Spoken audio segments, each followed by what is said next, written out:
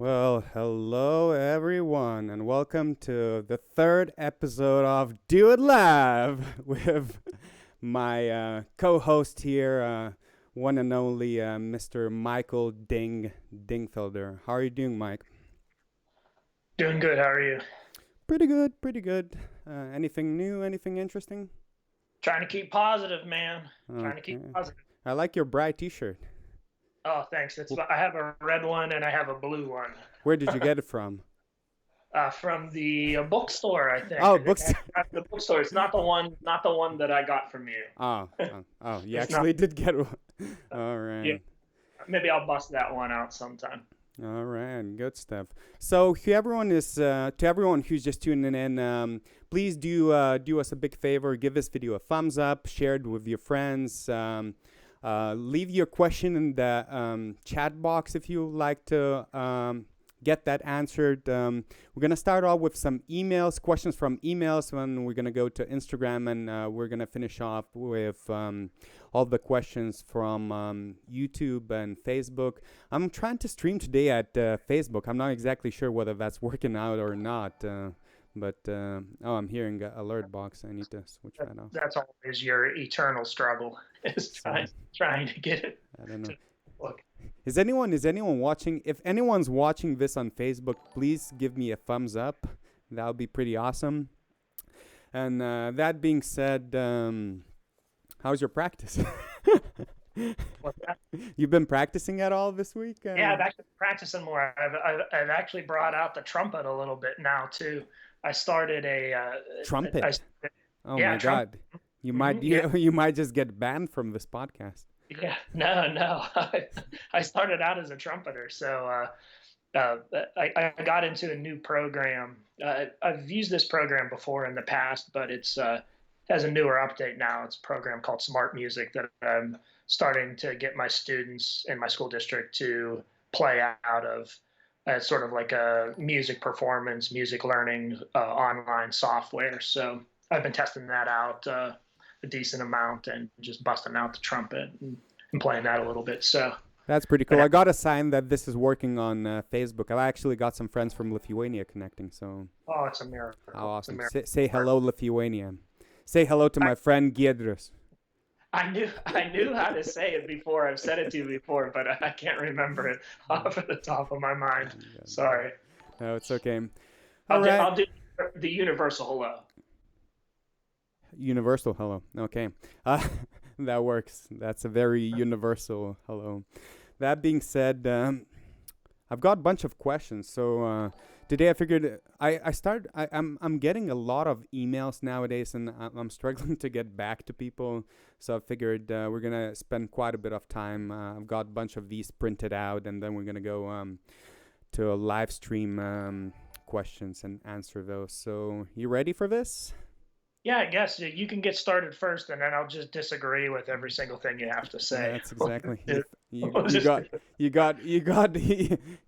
getting this. You're getting this. Okay. All right. So let's start with Eric. My band is playing The Green Hill by Bert Apperman. I have the euphonium solo spot. I can play around 20% of a song up to tempo. The other 80% is difficult to me. I saw that you played that song as well. Can you give me some practice and tips on how to practice effectively for that song? Thank you for your time. Okay, so I played that solo with River City as well with piano. So I'm gonna start off with this. My best advice would be use metronome and start slowly. There's no really good magical advice or really good trick that could give you like a shortcut to practicing that piece. The key is gonna be the way I approached it, because I needed to learn really quick. So both fast and slow section practice with metronome. Now the slow section, make sure that you learn how to do all the little rubatos and breath marks inside the tempo first before you start practicing without metronome. Because as soon as the band will join in or the piano will join in, you'll realize that if you hadn't practiced with a metronome, you're going to be in big trouble, because most likely you take your breaths at a very liberal amount of time. So you want to avoid that. And in regards to practicing fast section, there's those bits where it goes arpeggiated patterns, and those are the most complicated bits. So whenever you go to your fast section, start with the most complicated spots. Don't just start practicing from the top of the fast section, because you're going to get really good at the very beginning, and then the middle, which is the hard part, is not going to catch up. So I normally practice, I just find the spots that are the most complicated, and whenever I start my practicing that day, I start from those most complicated places before I start putting everything together in larger phrases. And any opinions on The Green Hill? I have a couple of things. We play so many pieces of music, so I can't necessarily remember that one off the top of my head.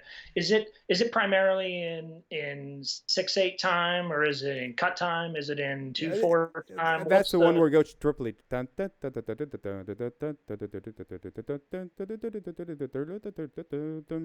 I don't know whether I'm singing that well. Okay. So what I like to do, depending on what the meter of the piece is often I'll like to do something called focusing on anchor points. So if you're trying to get a piece of music up to a certain speed, you might not be able to get your fingers across everything that you're looking at in the music.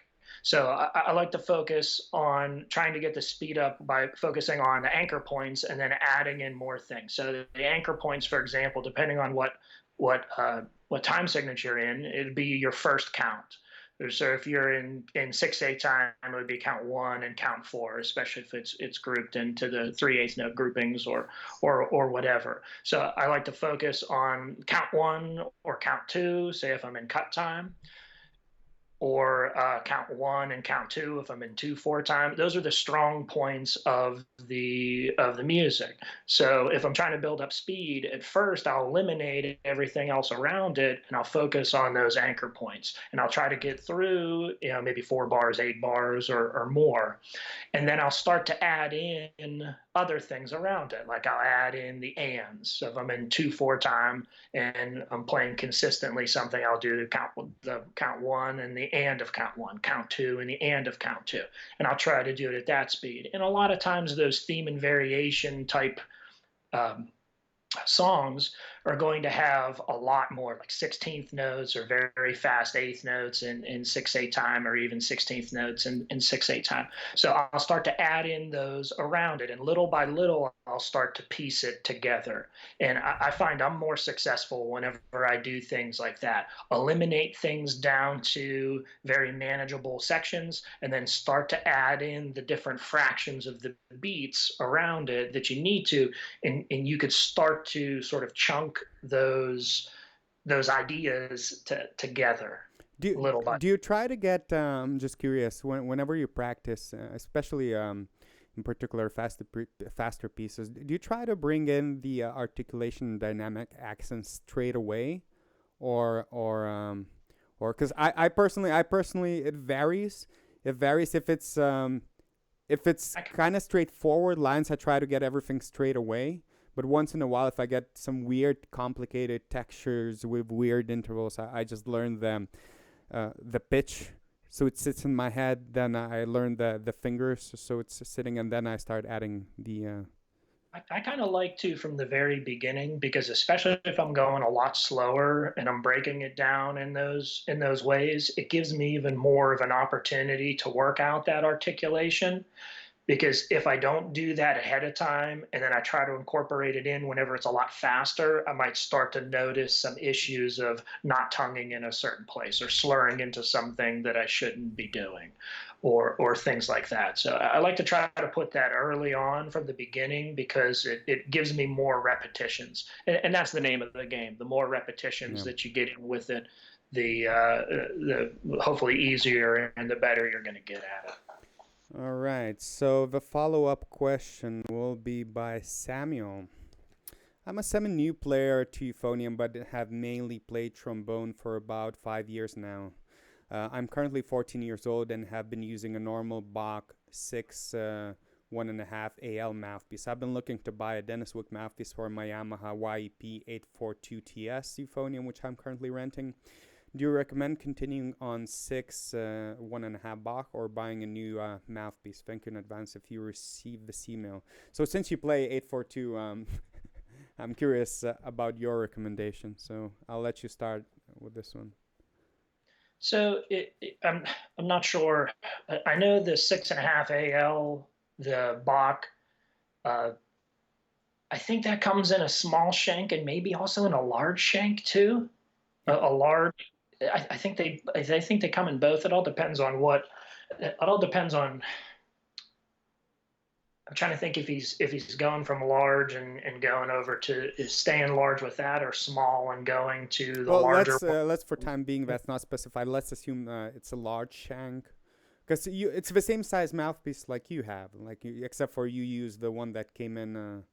Whenever I would play on like the small bore trombone, I would use like 6.5 AL often on a baritone that I would play on back in the day. I would play on a 6.5 AL. I like the 6.5 AL for that. Oh geez, you got your seltzer water again. No, not just a seltzer. Is it cherry? Not is it cherry? No.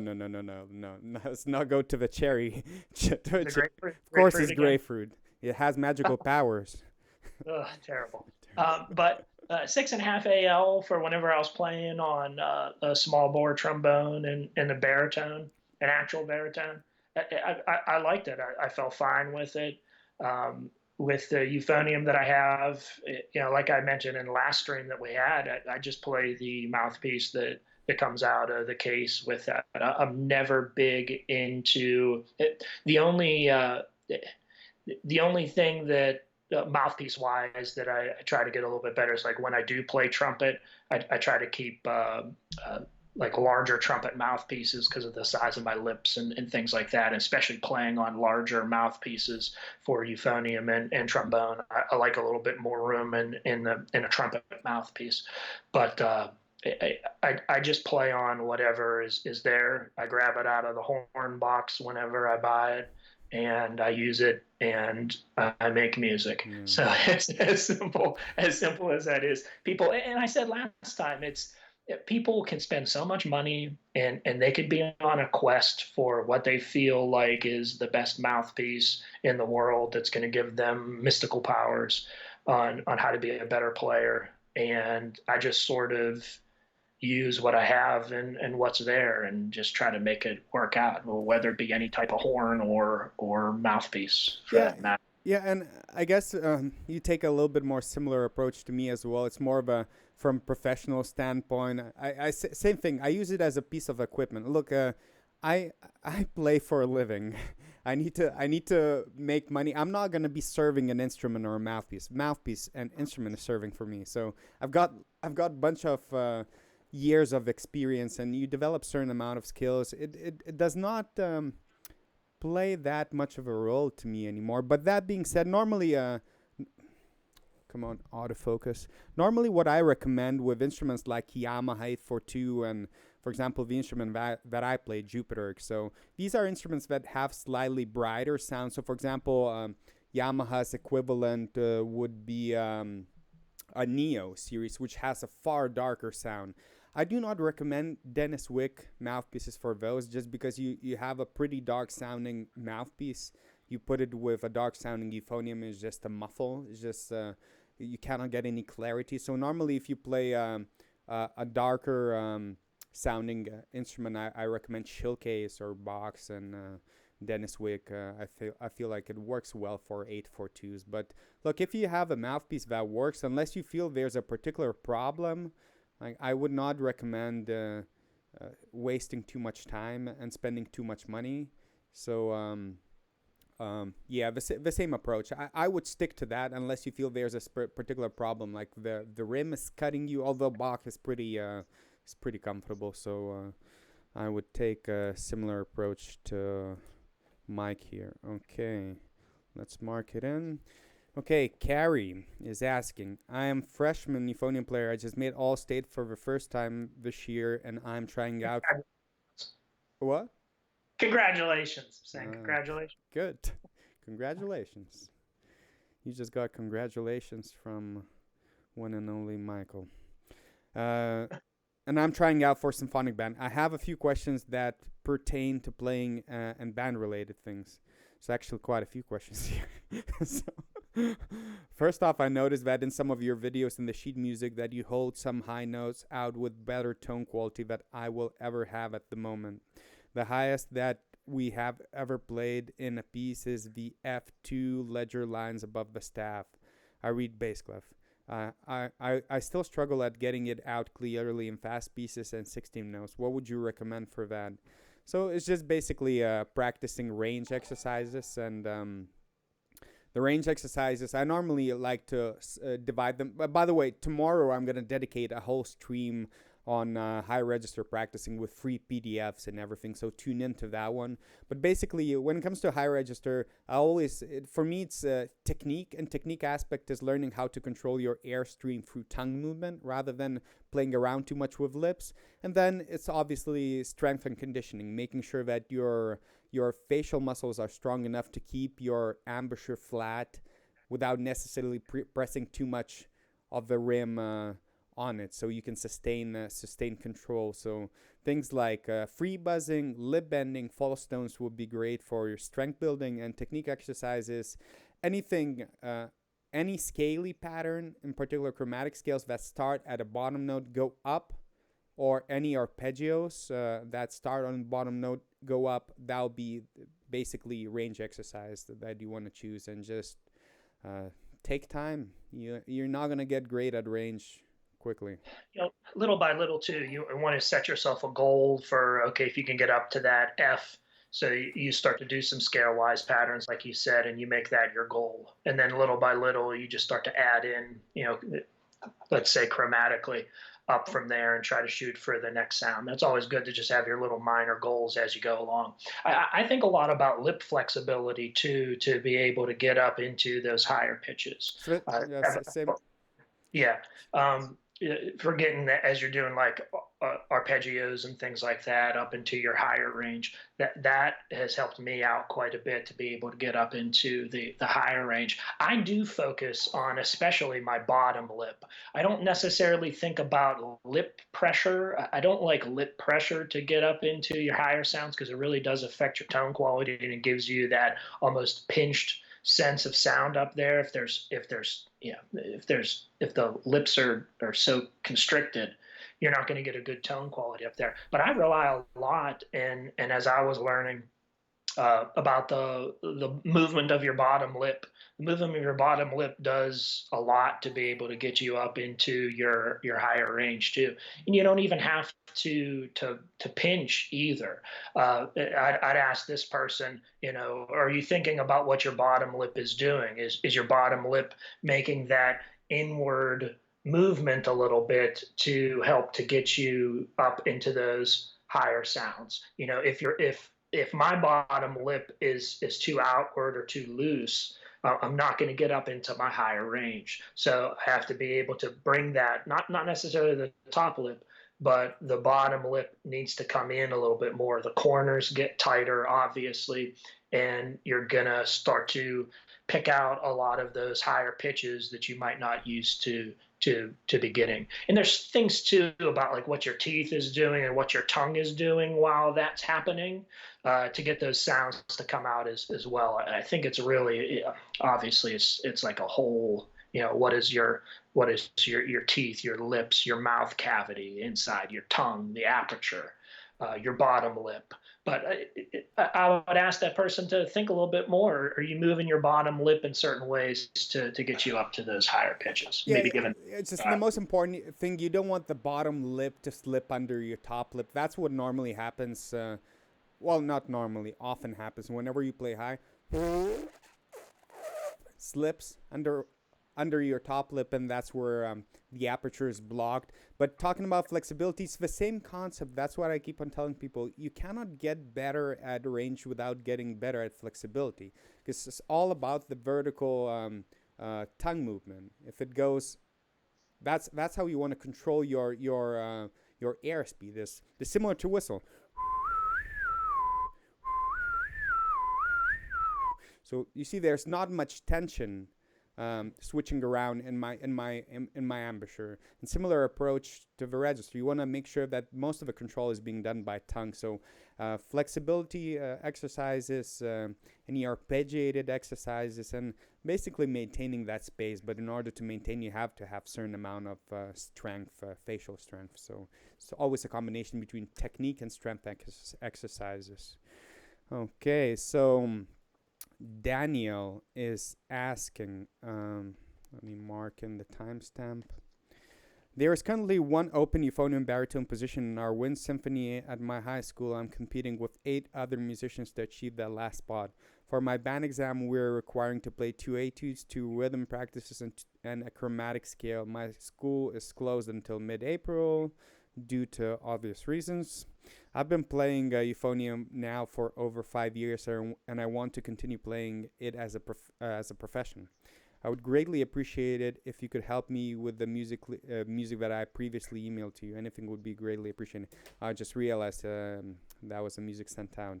Okay, so can you let me just quickly watch at the chat. No, I'll probably have to skip this question because I don't have music. With me. Maybe we can save it for another time. Yeah. I'll put that to another time. Yeah, let's skip that one. My apologies. Okay, another timestamp, 23:51. Okay, Christian is asking, I'm currently in a high school band. I have a few questions involving the baritone. I have a song with notes such as high, F, and can't hit them without much trouble and will horribly screw up most of the notes. Any tips that will help with notes of high, F, and a high register? I am also a decent player considering a high school player level and only baritone in the high school band, and would there be any tips to help me out in general to overall become a better player? That's a very broad question, so but hey, you emailed, so we're gonna try and get back to you. Is that person asking about the person's having trouble getting up there or chipping the sounds whenever they're up in the higher range? Or I would assume a combination of both. I literally quoted what was written in the email, so most of the notes. Yeah, it says most of the notes. So he's capable, he or she, I'm not exactly sure what the Christian, I guess that's a he, but yeah. Said most of the time, so it's not like those notes aren't in the range, but I mean, exercise-wise, I would just focus on interval exercises that are so. Say if you're having a difficulty getting up to that high sound, or maybe you're chipping that sound, get into some interval exercises. Even diatonically, where you're playing a certain sound, and then you have to get up to that high F, and then you go to the next sound in the interval or in that scale, and then you go back up to that high F, and then the next sound, and then you're back up to that high F. It just gives you repetitions of approaching that sound in different ways. And sometimes when the interval is big, it's a lot harder. So you might run more of a risk of chipping that sound. And then as you get to where the interval is a lot smaller, then it's a lot easier. So you can sort of test yourself. I would maybe even start where your intervals are close together and then expand it more to where the intervals are further away, and try to practice that way. That could go a long way exercise wise. I'm sure you can talk a lot more about what's going on with the body and stuff like that. So in terms, if you have those high notes in your register at certain circumstances, which means that you generally have it, and you tend to split them, you need to figure out what circumstances do you normally split them at. And these are the common mistakes that I see. It's normally a problem of coordination. You have to coordinate a couple of things, and normally that problem happens after you take a breath. So you need to be centered with your aperture in order, especially in the higher register. The higher it goes, the lesser of a margin for error we have in terms of our centering. Now, another thing that we need to coordinate is how quickly our tongue gets out the way. And the third thing that we need to coordinate is making sure that our air comes in and comes out at the right time. So normally when we take a breath, there are a couple of mistakes that we can do. We can open up our mouth too much and do weird kind of almost like a diver type of breath, which is okay. It opens up more space, which allows you to take a quicker breath. And I like doing that in the middle or low register, where chances that I'm going to be splitting note are very low. But in the higher register, I make sure that the way I inhale is very, very efficient in terms of how much space I'm opening up in my mouth, not to lose the center. Also, I'm always trying to maintain contact between the rim and my lips. So I don't want to recenter after I take a breath. And if you don't lose the centering that way, then there's only one thing that can get in the way, and it's delay in your articulation. So often what we tend to do in high register, instead of doing this, we tend to do this. We tend to have that little bit of suspense. And within that suspense, you get this pressury feeling, which sets everything here very, very tight. So there cannot be any hesitation between your inhale and exhale. So we're always timing. I'm always counting my breath, and I'm making sure that the articulation is very quick. The tongue is always getting out the way very, very quickly. So there's not a lot of time spent under that blockage of the air. And that's usually the error that happens with, I'd say, 99% of the younger players that I see, not only in the higher register, but at the very low registers, just because it's not the most comfortable airspeed, not the most comfortable tension, either too high of a tension or too low of a tension. So coordination between your inhale, exhale, coordination between your centering, and coordination between your tongue getting out the way through the means of articulation. That's how I would approach it. Okay, so Wesley is asking, I have played the euphonium in treble, but I want to know how to do it in bass clef. Are there any good ways of doing it? That's the question. So how do you transition from treble clef to bass clef? Well, you're looking at the expert, the expert of transitioning from treble to bass clef at extremely quick time. So again, I've mentioned that in previous stream, and I'll probably start with this one. So when I moved to United States in 2015, I barely could read any bass clef. I would have to count the notes. That's how bad my bass clef was. And considering that you start straight away at a job that is highly reliant on you sight reading in bass clef, that's not the best situation to be at. So this is what I did. I tried, first of all the exercises I would normally play, all the scales that I was already familiar. I started reading in bass clef. So it's not, you start recognizing notes a little bit easier just because you already know that music. And though the clef looks different, but it's easier to count if you know that that's a C major. You don't need to think about the finger, so you can concentrate on the visual aspect. Now, I'm used to thinking about B flat treble clef, so the way I approach it is I transpose everything up a step plus add 2 sharps or take away 2 flats. And then what I did with all the solo pieces that I played, most of the pieces, mainstream euphonium pieces, they normally come in 2 clefs. Bass clef, which is in concert pitch, and B flat treble clef, which is in B flat. So I started playing all the pieces, rehearsing all the pieces that I, again, was familiar already and played already, just looking at the bass clef music, and obviously reading all the River City repertoire. But try to find the piece that you already know and try to start learning it from the bass clef. That would be a quickest way of doing it, and just do it relentlessly. It's not the most fun thing to do, just because you're gonna be kind of slow and it's gonna make your head work very, very hard. Your brain is going to be spinning around, but there's no other way around. You just need to play it over and over again, get used to the look, and eventually it becomes a second nature. Any thoughts on this, Mike? Yeah, similar to what you were saying, that's exactly what my experience was. I actually wanted to learn the trombone first before I wanted to learn bass clef baritone. So I was playing treble clef baritone because I switched from the trumpet whenever I was a freshman in high school. And I wanted to learn the trombone for the jazz band in my school. And I had to learn how to read bass clef. So I did it exactly in the same way that you did. I learned the bass clef and reading what that bass clef pitch was, and then you just do the transposition, and you sort of think back like, okay, what wasn't in treble clef? It takes a little while to do.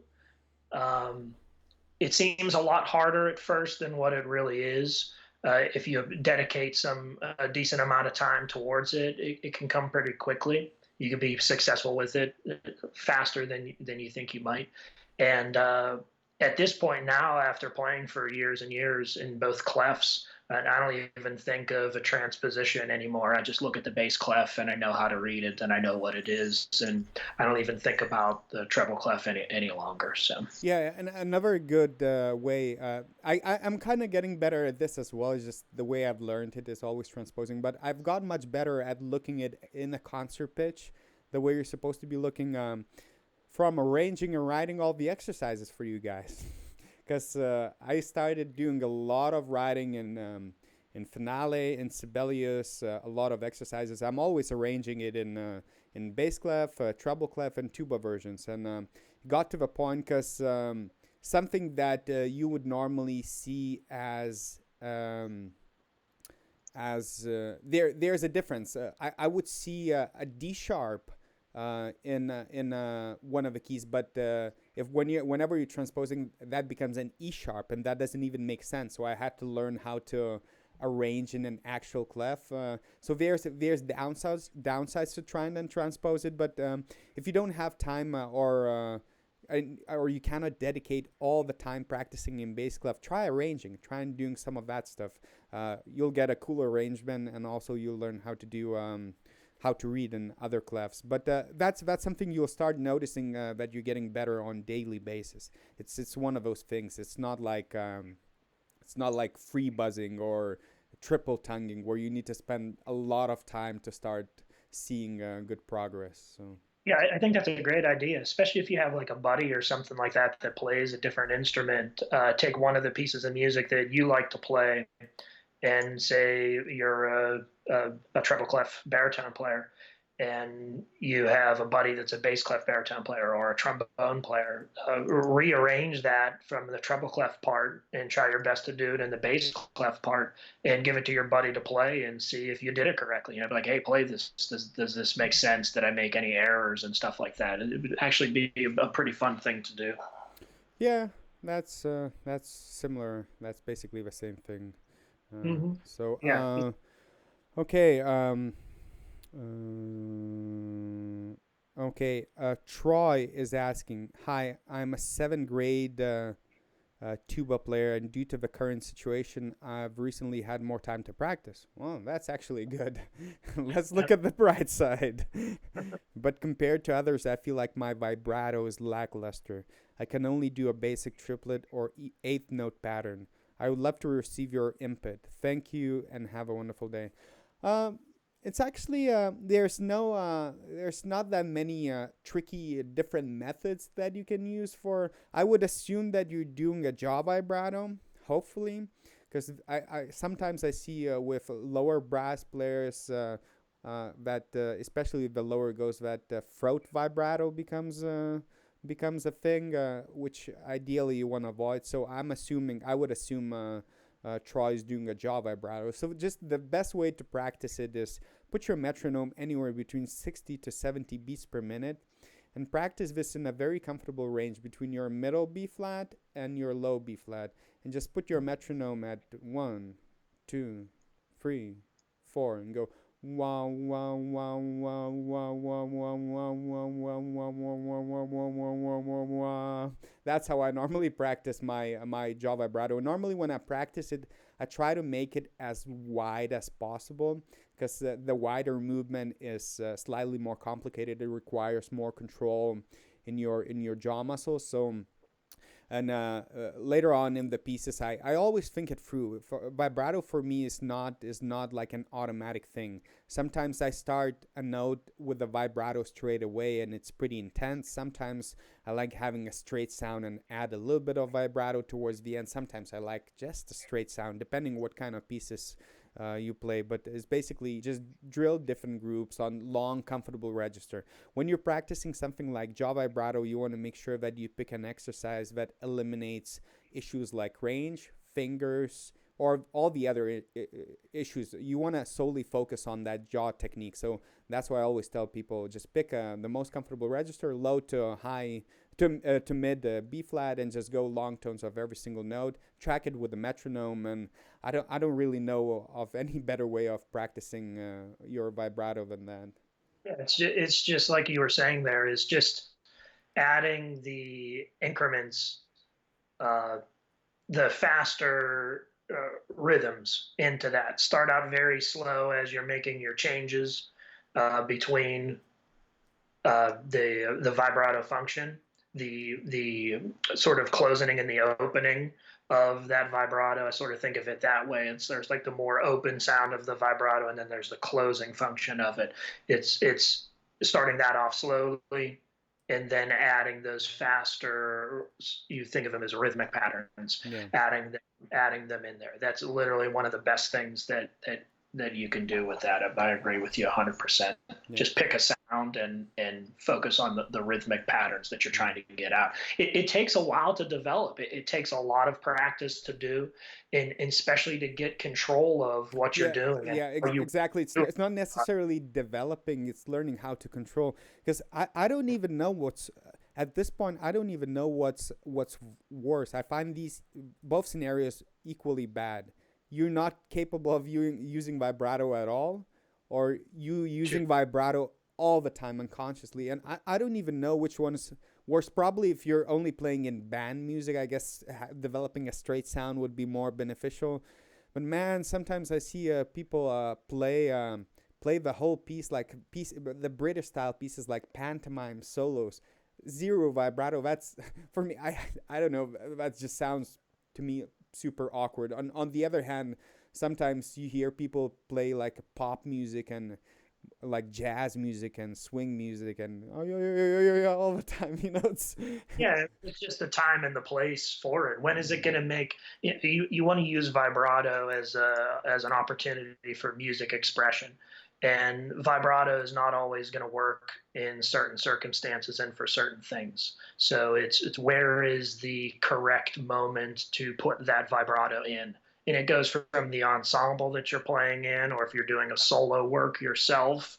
There's a lot of factors that go into when it makes sense to use vibrato. Yeah, and by the way, for everyone who's just tuning in, if you want to ask a question, we're gonna answer all the live questions. So just leave it in a chat, and please, if you want us to ask a question, please leave a question mark at the end. I'm not like a language police, but it's very hard to find it on the chat later on once there's like hundreds of messages. If there's no question, How long have we been going so far? 40 minutes. 40 minutes. I'm starting to get a little. Oh, dear. I need something. I need something to pick me up. Pick me up here. Where are you? Where are you getting? Where are you even getting these things? I'm trying to order like a damn cable like through Amazon, and they're telling me that delivery is like 3 years later. I need a little sugar shock to my system here. Have you ever had? Well, first, have you ever had a Sour Patch Kid? No. We've got similar equivalent candies, and these ones are by far my favorite. They're not the kids; they're the watermelon ones. Oh my goodness, I love them. They taste. You like watermelon? I like watermelon. I'm the watermelon guy. I'll have to put a few in the mail for you. Get them to you. But yeah, they taste nothing like watermelon. But oh my goodness, they're fantastic. Okay, next question. We need to start getting some endorsement. I should get some affiliate links on Amazon for Sour Patch Kids. Use your so fresh. Because I can tell you one thing: nobody's buying the grapefruit flavored seltzer water. So terrible. I'm sure it's terrible. It's actually great. You don't know what you're talking about. Also gives you superpowers. All that range, that's my secret. You see that? No. Put that thing down. It's terrible for you. I'm hoping at least you're doing some exercise in your house. I started noticing that my face is becoming a little rounder. I'm not working out 2 hours a day. No. I've actually been losing weight, believe it or not. Well, I choose to not believe it. I choose not to. No, that's serious. That's serious. We're always out on the road. We're always performing things and stuff like that, and it's hard to get a decent meal. So you have to go to a lot of fast food places and stuff like that. And that's just the worst. But now since I've been here in the house and cooking all the meals and stuff like that here at the home for the last few weeks, I'm actually probably way healthier.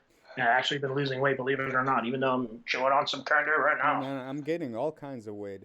I don't think a lot of people recognize. So a lot of people are familiar that I do a lot of physical activities, but I don't think a lot of people realize like how intense I normally work out every single day.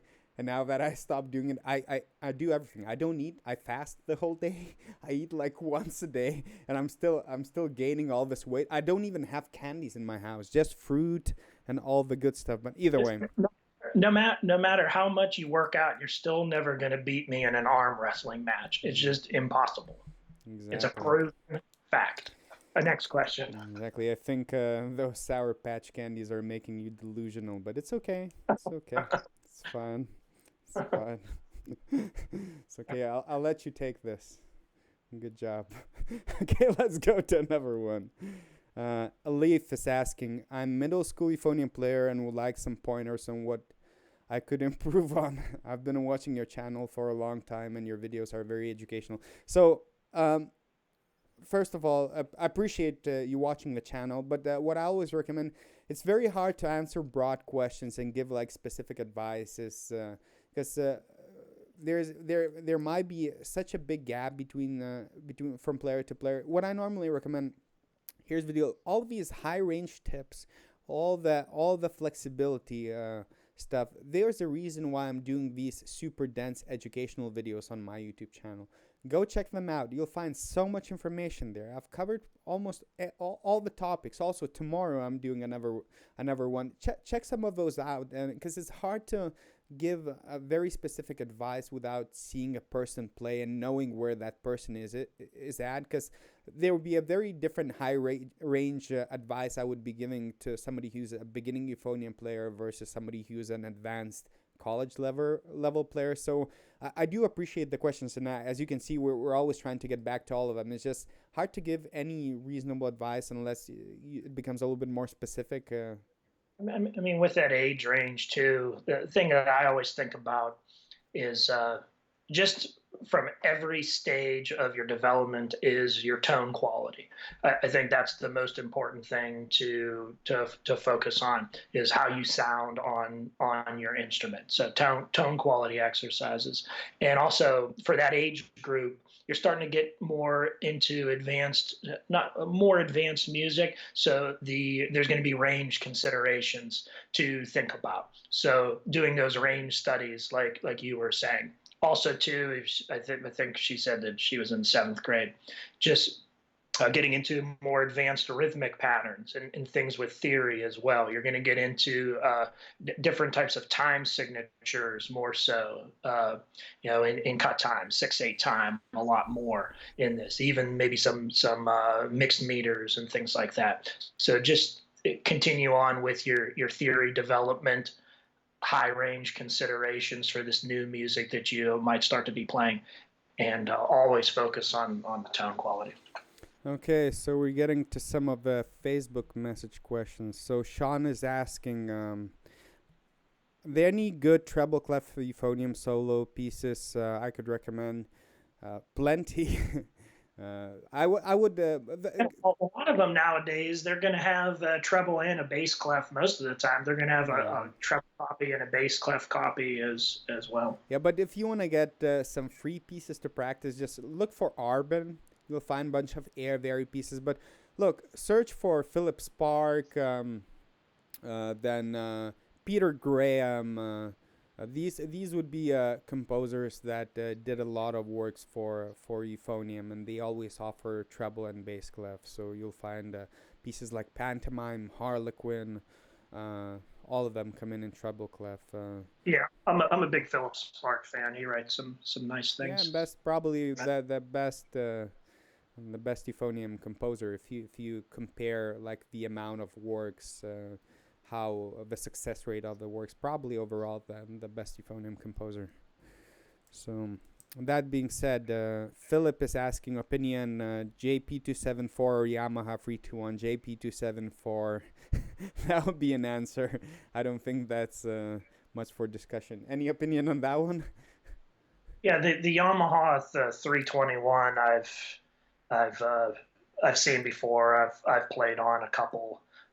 It's just sort of like the beginning to intermediate Yamaha horn there. That's seen a lot in like middle schools and things like that, and junior highs, and from what I have seen, I've not had any experience with that other horn, but I think you speak highly of that one. Yeah, you don't see me give that many specific recommendations on professional horns, just because I don't think there's that much of a gap between all the professional top line horns, or if there is a gap between certain areas, there's always like an upside downside. So some of them are a little bit more free flowing, but off centered, and vice versa. With euphoniums for high schools and college level, you're not going to get anything better, I promise. You're not going to get anything better for $2,000, right around that $2,000 mark, than JP274. It's the best one I've tried. It's like 95% of your professional top line expensive horn that you're going to get. So I really like that one. Okay, let's go to some Instagram questions. I've got a few here. Okay.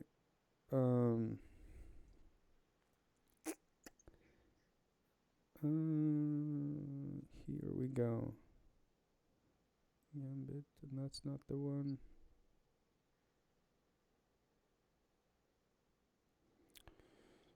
Okay.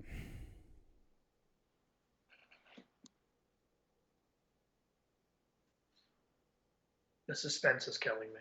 Yeah. Well, deal with it. Deal with it. There was one good question on Instagram I got. And I cannot find it. That's ridiculous. Oh. I cannot use my Instagram. Anyways, we're skipping Instagram. Okay, let's go to live questions. Do it live. Okay. Have we had any live questions yet? plenty. Oh no, we didn't answer any. I just went. I'm so behind.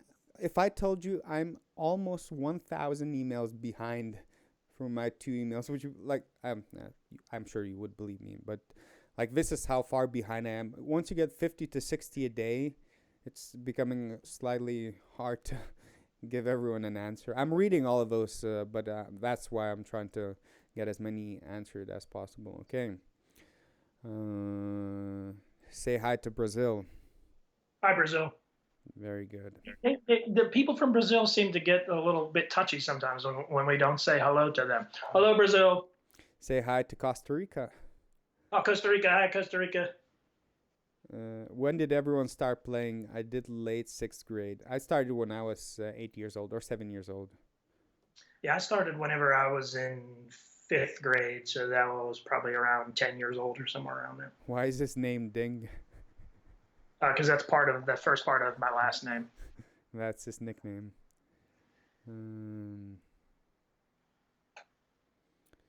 Okay. Hello from England. Say hello, England. Hi, England. Hi from Scotland. Hello, Scotland.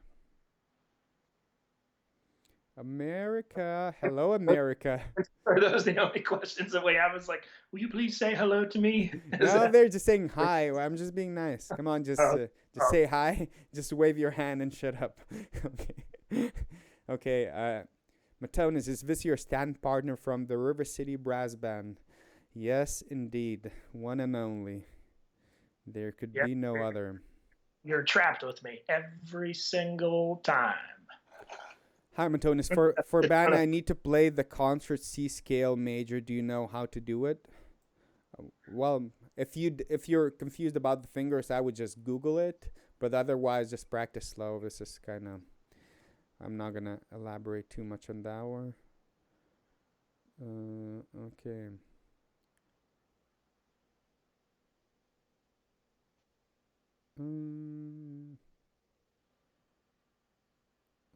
Okay.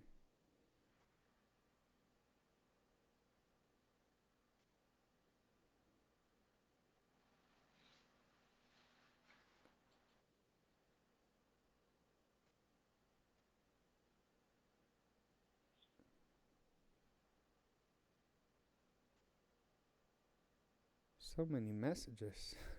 So few questions. Okay. No, I'm just kidding. I'm trying to find a better one.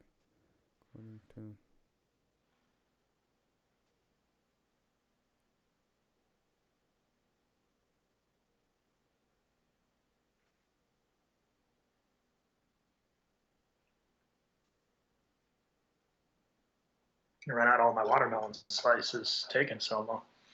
I'm trying to find questions. There's like hundreds of people chatting in that thing.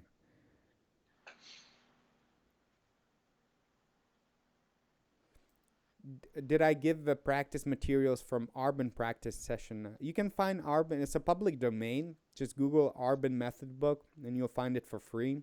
It's on IMSLP. It's free of copyright. You can download it there. Does he have a bass clef version there too, or is it just the original trumpet one? I have it. I have a bass clef, but I did the treble on live stream. Look, just learn the treble clef. I'm not gonna put. And also, whenever they do it in bass clef, they simplify it as well. Like, have you seen the simplified version of Arbin? It's like you just defeated the purpose of Arbin. I know. I've purchased the bass clef one to use with trombone playing and for just doing some bass clef baritone stuff. But it's missing a lot of things that the original trumpet book had with the treble clef version. So it's one of the downsides of the bass clef version. Okay. Do you have any advice on learning tenor alto clef for trombone? Read it as a treble, add 2 sharps and read it as a treble. And that's how I read it. So no? Okay. We were rarely, hardly ever. I mean, once in a while or playing some tenor clef and stuff like that, but I don't think I've I don't think I've ever played in a piece with alto clef. I don't think. When I play, I'm always told I have a good tone, but when I listen to myself, I feel like the tone is off. Did you ever have this problem? So it might be recording equipment, and keep in mind the perception of what your sound is whenever you play is very different to when you hear it back, just because the bell is vibrating next to your head and the sound is not going right to your ear. So the perception is going to be very different. So it's just like if you have to speak into a microphone and then you think you just sound horrible and stuff like that. But if you have a chance to actually listen to it, you're like, oh, I don't sound as bad as I do. Could just be, like you said, a perception. Okay. What's the best way to get better tone clarity in the low range? So I would assume that is most likely an articulation problem, which is the most common thing. At the bottom register, we move slow air. It tends to affect the way our tongue moves. So instead of moving our tongue da, da, da, da, in a very quick, short range of motion, we start doing tau, tau, tau, tau, tau. And the tongue is moving in a very long range of motion, and it's always moving very slow. So you want to maintain and make sure that that movement of your tongue is independent to your airspeed. So even when you're moving a very slow, warm air, the tongue is always moving in a very short, controlled range of motion. A tricky skill to develop, and a problem I see with a lot of my students, but the best way is practicing it. Again, start in a comfortable register, practice one note at a time in a long, extended group. So, for example, do a group of 16 16th notes on one note.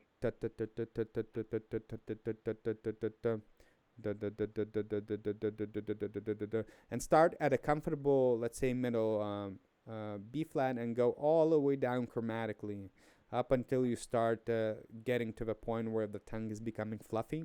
And just each day try to reach a new high, but basically drill it over and over again. There's no quick solution to that. It's just drilling. It's a range of motion thing. So that's how I would approach it. Any thoughts on this one? No, I mean that was a good description of that there. I would say just focus on the consistency of the articulation and stuff like that down there. Really try to focus on maintaining similar movements, tongue movements and things like that. If they're having an issue with that, would be the biggest concern. How old are you? You or me? You. I always forget. It's crazy because I'm older now and it's a lot harder to remember. But I think I'm still 36. 36 is that? I always have to ask. I always have to ask my wife. Hold on. Are you seriously just gonna? Hey, how old am I again? Am I 36 or 37? Am I 36 or 37? I'm still on the stream. I can never remember how old I am. How old am I? 36. Oh, okay. All right. Yeah, I'm still 36. I checked with her. Still 36. 36. How old are you? Aren't you like 22 or something? Close. Look at this beard. I'm getting a little older than 22. Not a young buck well, still a young buck. I'm 28, but that being said, favorite candy, workout, and piece of music. Favorite candy. I've got a lot of favorite candies, but Snickers, I dig that. I've been recently. Cliff Bars, not my favorite, but that's the one which is not giving. Where are you going again? Jesus, just come back. You're the one that's talking. I'll be right back. Okay. So Cliff Bars are okay. They sit well in the stomach, but probably taste-wise, Snickers, it's pretty good.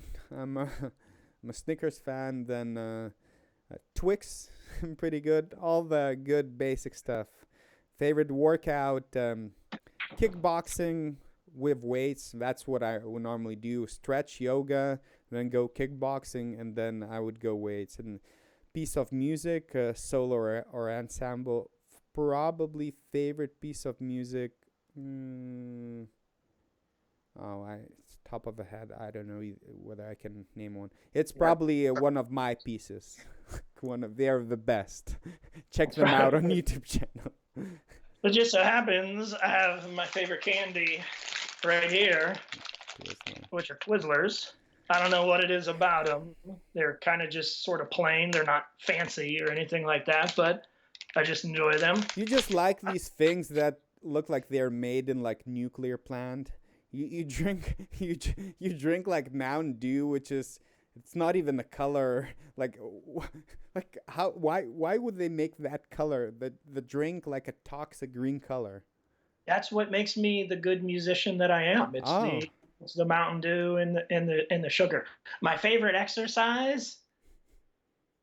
You mean like physical exercise? What kind of other exercise are you talking about? Could be like a musical exercise. Could be.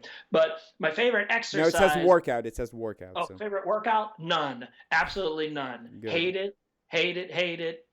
And my favorite piece of music, I love the Herman Belstead themes and variations, and there's many out there, but one of my favorite ones would be Napoli. That would be one of my favorite pieces to play. Okay, more range questions. We covered that quite a bit.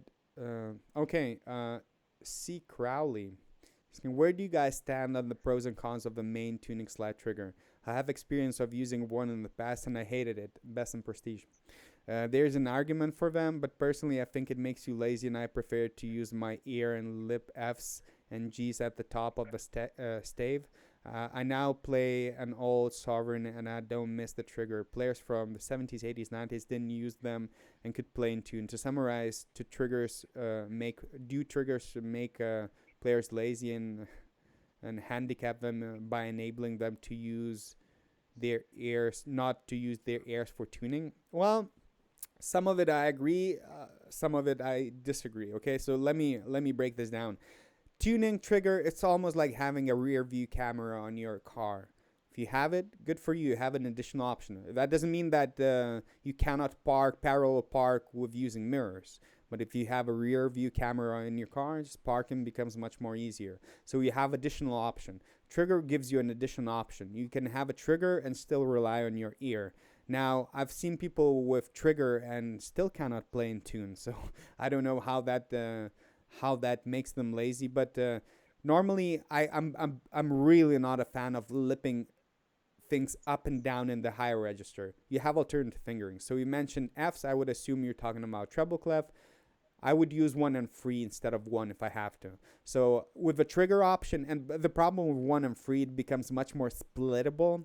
I don't even mind the brightness of the sound. It just becomes much more splittable. Also, the finger combination is more difficult. So the trigger becomes really useful if you know how to use it. Now, the downside, I would disagree with the laziness part because you have to use a tool. So that means you need to hear that you're out of tune in order to use it. Now the problem with it adds a substantial amount of weight on your euphonium, so the ergonomics might become a little bit of a problem. And if you look at some of those British style instruments like Sterling and Besson, they weigh quite a bit, so that might be troublesome to some players. Also, additional part that can break down. So I would prefer to have one just because it's additional tool. I recommend people getting one if you can. But if I found out ways, at least on the Jupiter that I play, to get around that. But that's why you see me use so many alternative fingerings whenever I play, just because you consistently need to use it. And I'm not a big fan of lipping up and down. You have to use it to some extent, but at some point, if you're quarter tone sharp and you're trying to lip it down, well, that becomes a bit of a problem. So I have some thoughts on that. I have never played with a trigger, so I understand what the poster is talking about. I don't think it's necessarily a lazy thing, though. I don't agree with that word, but with the trigger, and I like lipping pitches and things like that. I feel like. And I've played with a trigger before. I feel like I just have more control with my lip than I do with the thumb of the trigger. So I feel like I can lip it to where I need it to be easier with my ear and my lip than I can with my ear and the trigger. But there are some sounds and even sounds that have alternate fingerings for that you still might not be able to get it in tune. So to have that trigger and to have that option is a good thing, even though I don't use it myself. Um, I mean, you want to be in tune at all times. We get paid money to play and be in tune with other people. And if there's no other option to get yourself in tune, and you can't lip such an out of tune sound, then yeah, it's good to have that trigger. So I can't say from one thing or another. I prefer my lip just because I've been doing that a lot more. But other people prefer the trigger. And there might be a time where I can't play a sound in tune, but if I had a trigger, I would be able to get it there. So I see benefits of both things. Jesse's asking, you guys football fans? You a football Yeah, fan? I'm a big football fan. Yeah, Pittsburgh Steelers. Go Hopefully, Steelers. I've never seen a football game in my life. But hopefully I'm open to new experiences. So Mike introduced me to hockey. It turns out that I love hockey. Baseball is fine. It took me a little while to get used to it. I've never been to a football game. But I'm open for that as well. So I still got time to go to some of the football games once everything reopens. So I'll probably visit one at some point. But I've never seen a football game in my life. So I would assume we're talking about American football. yeah, we might be talking about soccer. I'm not sure. Hmm. I'm sure you've seen soccer games before. Oh, my brother's tuning in. Hey. Oh, awesome. Hey, how about that? He says, hey guys, hey Mike. No question. Hey, Just hope you guys are doing well. Best wishes from Lithuania. oh, great. Long time no see. Yeah. Congratulations to him, too. So, Okay. big day is probably coming up. Well, that has been delayed. So, Uh, yeah, unfortunately. Hello from Germany. Hi Germany. Hello. Okay.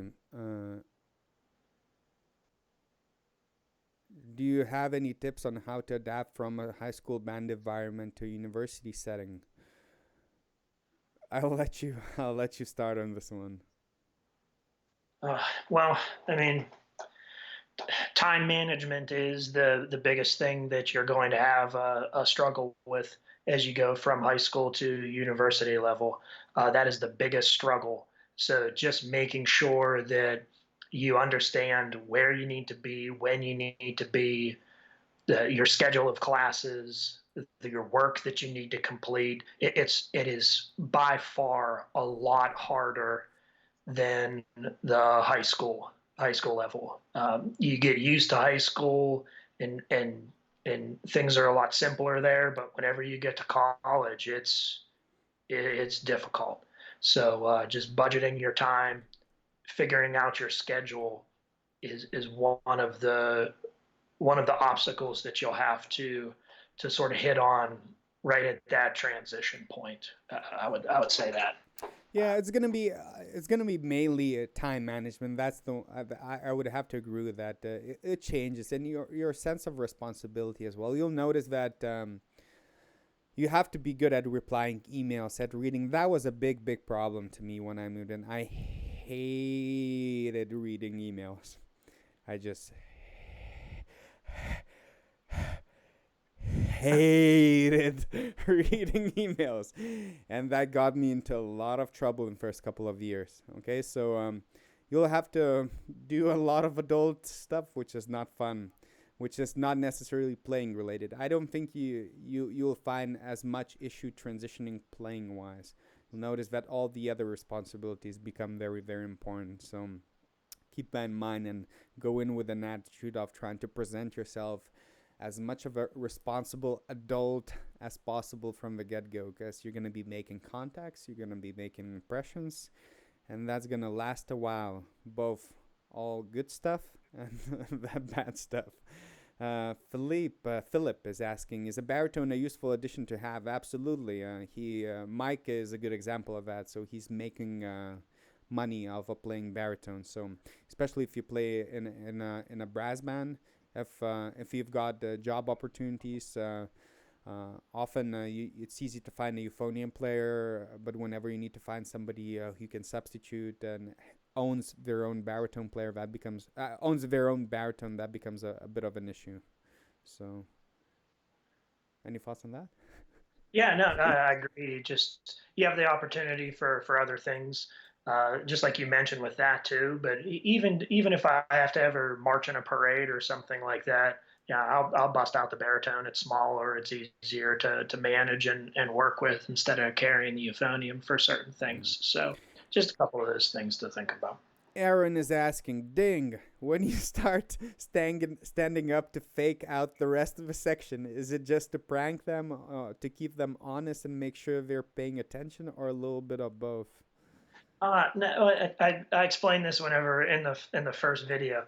I just like to keep people on their toes. It's like we play a lot of concerts and things like that, and people start to get into their routines, and it's nice to change it up a little bit. I mean, I'm always a jokester and always a prankster to begin with, so I try to do things that don't get me into a ton of trouble. So those little tiny things like that are are they make me feel alive. They make me feel alive. Say hi to Hawaii. Hawaii, hello. Opinion on low reeds.